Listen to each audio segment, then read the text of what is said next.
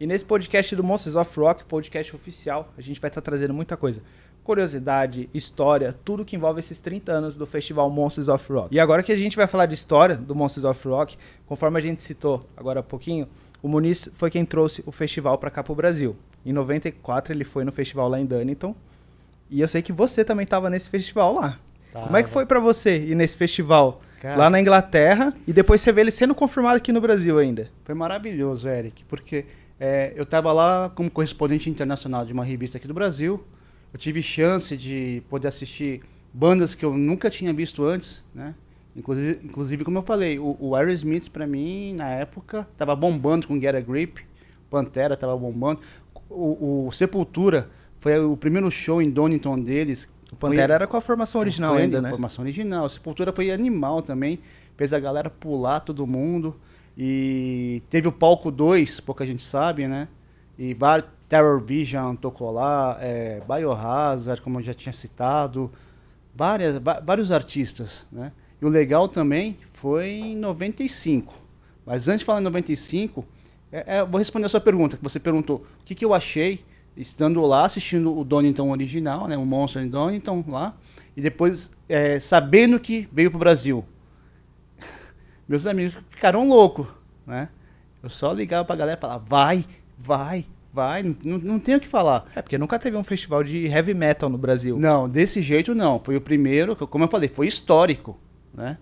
E não tinha como deixar. Quem gosta de rock pesado e quem gosta de metal, tinha que ir, né? Que os artistas que vieram, pô, Black Sabbath, Kiss, não dá, né?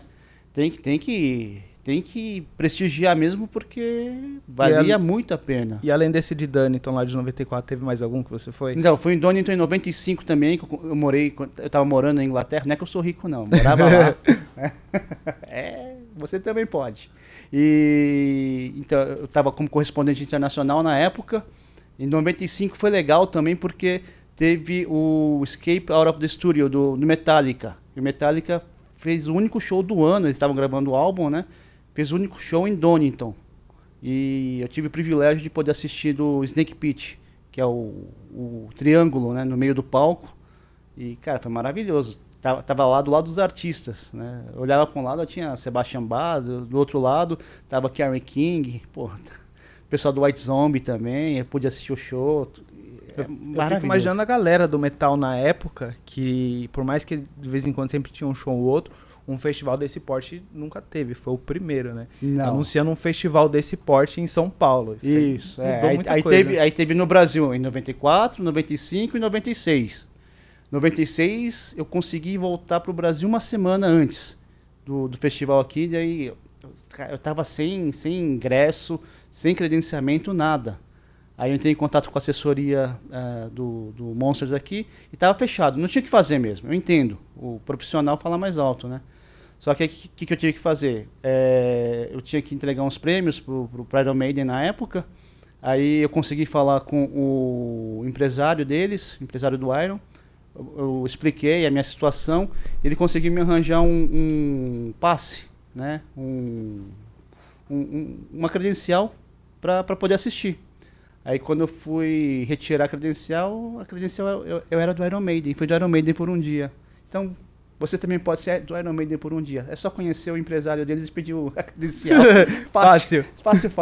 Super fácil. E foi legal, foi uma experiência inesquecível. Né? Porque eu tô falando disso quase 30 anos depois e ainda me arrepio, sabe? Poder ir pro Pacaembu, tava tendo show na época, sair do hotel pro Pacaembu, na mesma van que o baterista do Iron. Pô, eu acho muito legal ver essas histórias da época, porque na época eu era muito pequeno, não tinha conhecimento de nada. Tem uma coisa disso. legal também, fora isso, tinha os outros artistas, né? Aí como eu tava como credencial da banda, eu pude passear pelo backstage ali, subir no palco, eu vi o Skid Row do palco, aí no palco eu pisei no pé do Steve Harris, que estava lá também assistindo o show do Skid Row, né? Que mais? Joguei fliperama com o Leme do Motorhead, tinha um fliperama lá, pô, maravilhoso, legal.